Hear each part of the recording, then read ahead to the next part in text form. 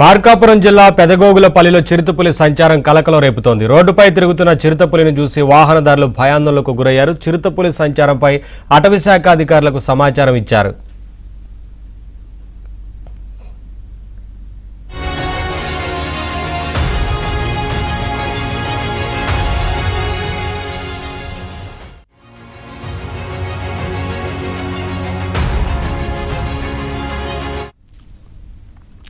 మార్కాపురం జిల్లా పెదగోగులపల్లిలో చిరుతపులి సంచారం కలకలం రేపుతోంది. రోడ్డుపై తిరుగుతున్న చిరుతపులిని చూసి వాహనదారులు భయాందోళనకు గురయ్యారు. చిరుతపులి సంచారంపై అటవీశాఖ అధికారులకు సమాచారం ఇచ్చారు.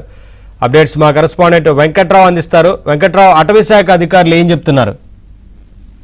నవీన్, మార్కాపురం జిల్లా సిఎస్పురం మండలం పెద్దగోగులపల్లి వద్ద తెల్లవారుజామున రోడ్డుపై సంచరిస్తున్న చిరుతపులిని చూసి వాహనదారులు భయాందోళనకు గురయ్యారు.